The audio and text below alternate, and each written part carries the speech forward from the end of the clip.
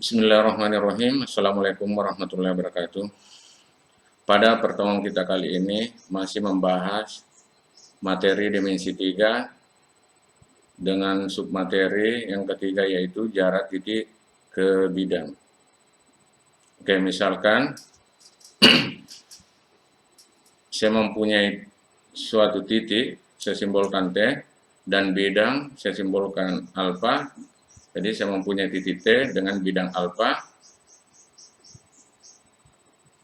Bagaimana cara menentukan jarak titik ke bidang? Yang pertama, kita proyeksikan titik tersebut ke bidang alfa.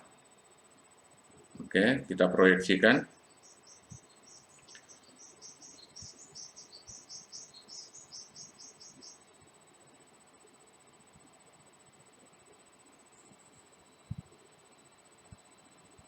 Ini saya proyeksikan di bidang alfa.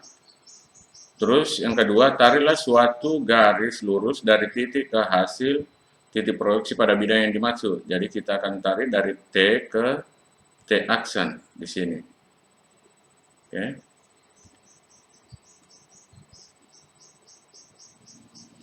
Titik hasil proyeksi akan terletak pada suatu garis di bidang yang tegak lurus dengan garis yang ditarik dari titik ke titik proyeksi. Oke, ini garis pada bidang tentunya tegak lurus dengan garis yang ditarik dari T ke T aksen. Nah, yang keempat, kita akan bentuk suatu segitiga untuk memudahkan menghitung jarak. Ini T, T, A, B. Oke, sehingga terbentuklah suatu segitiga. Oke. Nah, kita lanjut ke slide berikut. Untuk lebih memahami tentang jarak titik ke bidang, perhatikan gambar berikut. Ini kita mempunyai suatu kubus A, B, C, D, E, F, G, H. Sebagai contoh, panjang ruas garis BC merupakan jarak antara titik B dengan bidang D, C, G, H. Jadi ruas garis BC merupakan jarak titik B ke bidang D, C, G, H. Jadi ini. Jadi bukan jaraknya dia ke tengah sini, bukan. Ke tengah bidang, bukan. Jadi kita harus mencari jarak terpendek. Atau dengan kata lain, kita harus tarik suatu garis lurus ke bidang sehingga membentuk sudut siku-siku atau sudut 90 derajat. Tegak lurus, garis yang ditarik dengan bidang. Oke. Ini dengan bidang D, C, G, H. Oke, yang kedua, panjang ruas garis CD. Panjang ruas garis CD merupakan jarak antara titik C dengan bidang ADHE. Oke, kita lihat. Ini CD. Jadi ruas garis ini merupakan jarak dari titik C ke bidang ADHE. Bisa dipaham? Jadi bukan dari titik C ke tengah sini, bukan. Jadi dia harus tegak lurus dengan bidang. Oke, selanjutnya perhatikan saya mempunyai suatu balok KLMN OVQR. Panjang ruas garis KN merupakan jarak antara titik K dengan bidang apa? MNRP. Jadi dia titik K ini jaraknya ke sini. Jadi ini adalah jarak ke bidang dari titik K, yaitu ruas garis KN. Oke, ini.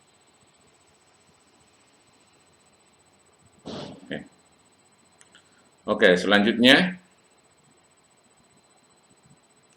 panjang ruas garis OP merupakan jarak antara titik O dengan bidang LMQP. OP, ruas garis OP ini merupakan jarak dari titik O ke bidang LMQP. Oke, bisa dipahami ini, coba lihat.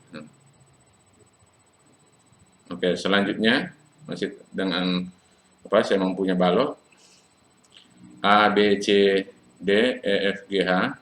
panjang ruas garis HE merupakan jarak antara titik H dengan bidang ABFE. Oke.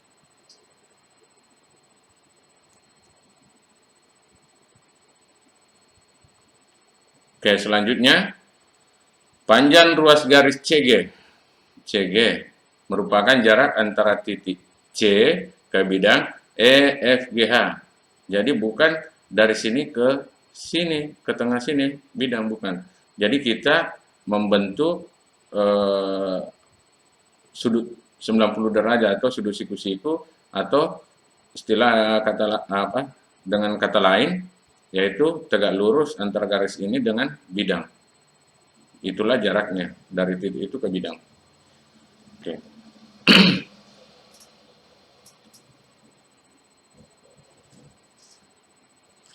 Oke.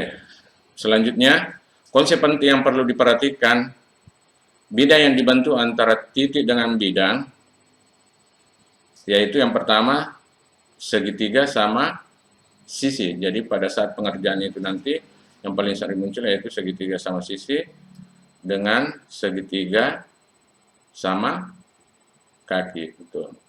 Dan tetap kita tidak bisa melupakan yaitu segitiga siku-siku.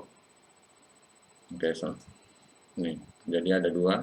Garis merah ini merupakan jarak titik, sebagai contoh pada gambar ini.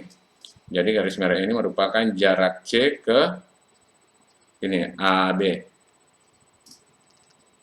dan seterusnya.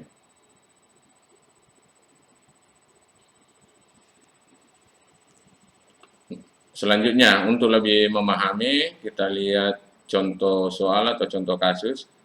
Contoh kasus pertama yaitu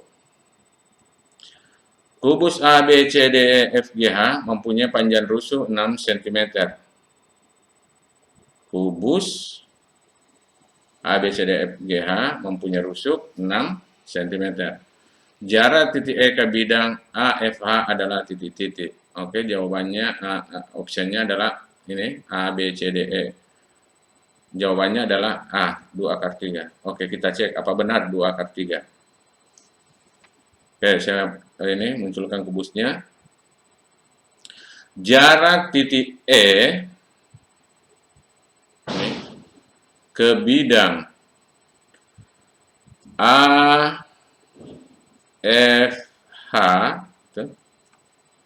ini bidang AFH. Saya bantu dulu garis pembantu, garis bantu. Nah, berarti saya bisa tarik dari sini A ke titik tengah sini. Oke, saya simbolkan di sini A, saya proyeksikan ke HF sehingga muncul A aksen. Jadi jaraknya adalah EE aksen. Jadi jaraknya ke sini, dia harus tegak lurus ya. Jadi E aksen adalah proyeksi E ke titik, ke garis A aksen. Oke, ini. Oke, selanjutnya kita ambil atau keluarkan segitiga yang kita butuhkan yaitu A aksen. Oke, saya bawa keluar. Nah, perhatikan A aksen adalah 1/2 dari EG, di mana EG ini adalah diagonal sisi dari kubus ini. Berarti kita mempunyai, karena panjang rusuknya 6, berarti panjang EG ini atau diagonal sisi ini yaitu 6/2. Tapi karena separuhnya berarti 6/2, 3. Berarti A aksen adalah 3/2. Selanjutnya kita akan cari A aksen. A aksen. Oke, perhatikan.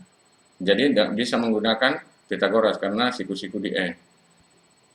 Oke, kita langsung berarti sama dengan akar 6/2 ditambah 3/2 sama dengan 6/2, 36, 3/2, 9, akar 2/2, berarti 9 kali 2, 18.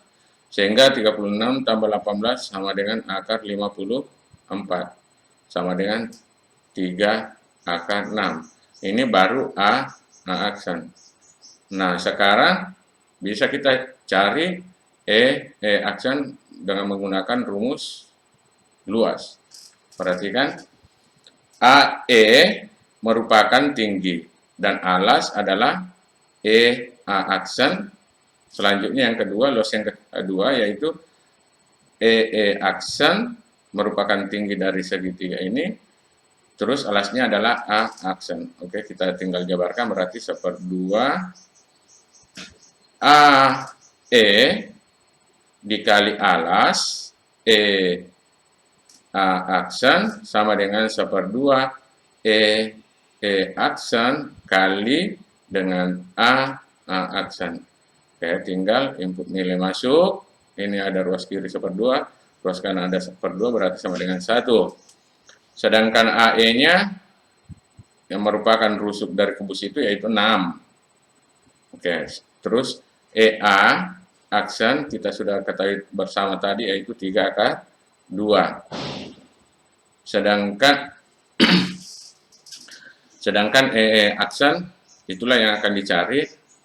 Terus lanjut A aksen yaitu 3 akar 6.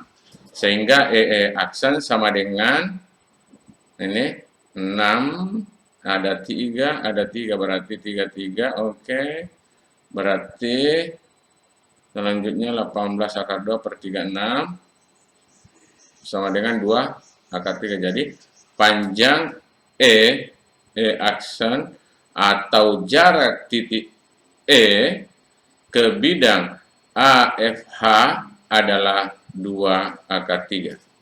Oke, sampai di sini bisa dipahami? Sebelum saya lanjut. Oke, saya rasa anak-anak sudah paham ya. Selanjutnya,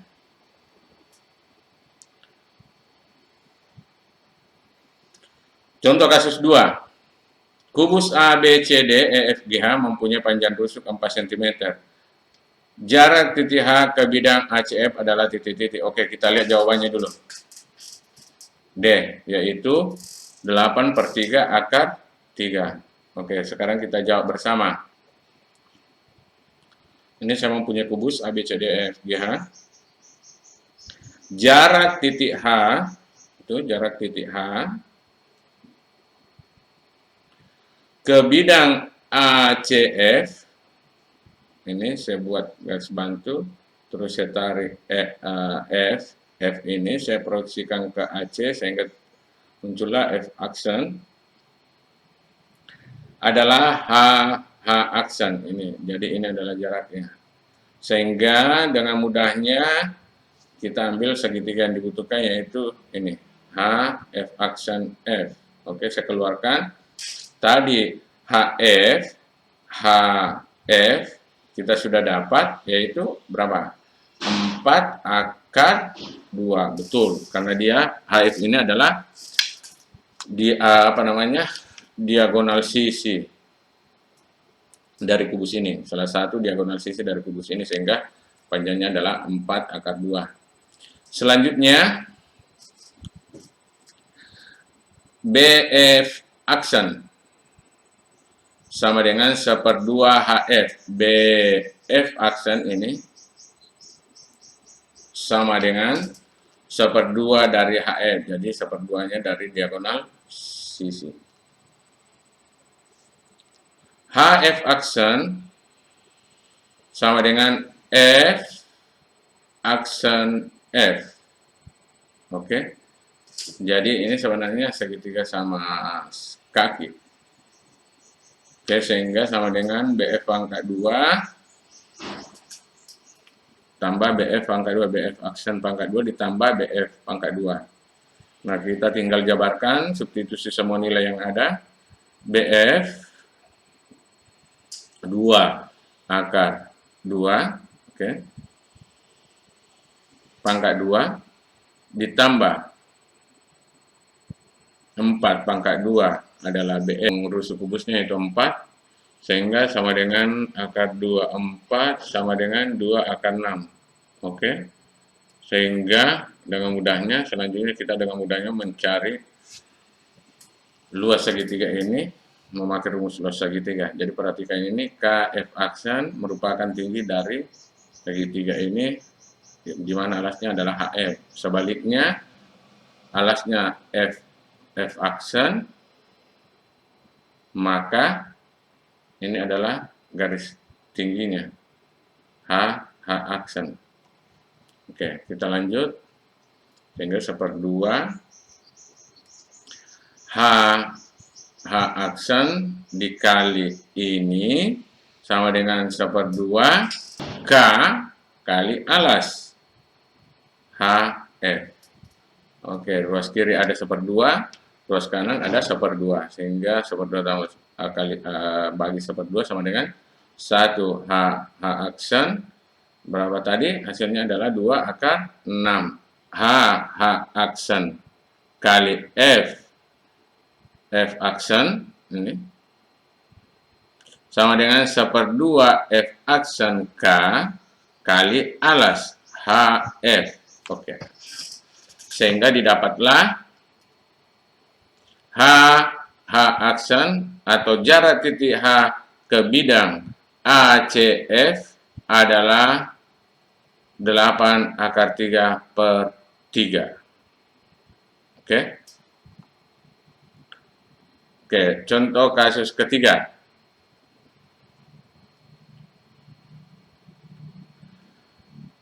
Jarak titik K ke bidang LMRO, gambar balok berikut adalah titik-titik. Ini gambar baloknya. Jarak titik K ke bidang LMRQ, berarti ini ke dalam, adalah titik-titik. Oke, kita jawab. Jarak titik K ke bidang ini L, M, R, W, berarti dia miring di sini. Oke, tuh. Sehingga jarak titik K ke bidang L, M, R, Q adalah yang mana? Ayo, berarti K ke sini sedikit. Oke, adalah kakak aksen. Jadi K saya proyeksikan ke titik LO. Jadi tinggal kita bentuk segitiga LAO. Kenapa di sini? Bukan di dalam. Karena kalau di dalam ditarik ke tengah-tengah bidang, dia tidak membentuk garis lurus dengan bidang. Oke, bisa dipaham maksudnya. Selanjutnya ambil segitiga OKL. Oke, dengan mudahnya kalian bisa menggunakan rumus Pythagoras. OKL. O-nya, KL-nya 8, sehingga OL-nya dia dianalisis dari ini, sehingga kita dapat 8/2 ditambah 6/2. Oke, sama dengan 100. OL sama dengan akar 100 sama dengan 10. Berarti OL ini adalah 10. Nah, sehingga OK, jadi ada 1/2 hilang, bukan hilang, 1/2 bagi 1/2 sama dengan 1. Sehingga OK kali KL sebagai alas sama dengan OL kali K aksen. Tinggal substitusi nilai-nilai yang ada. OK-nya 6, KL-nya 8, terus OL sama dengan 10, KK aksen, itulah yang akan dicari, sehingga KK aksen sama dengan 24. Oke, saya rasa pertemuan kita kali ini cukup sekian. Jika ada pertanyaan silakan ditanyakan di kolom komentar, atau bisa japri lewat WA. Oke, wabillahi taufiq wal hidayah. Wassalamualaikum warahmatullahi wabarakatuh.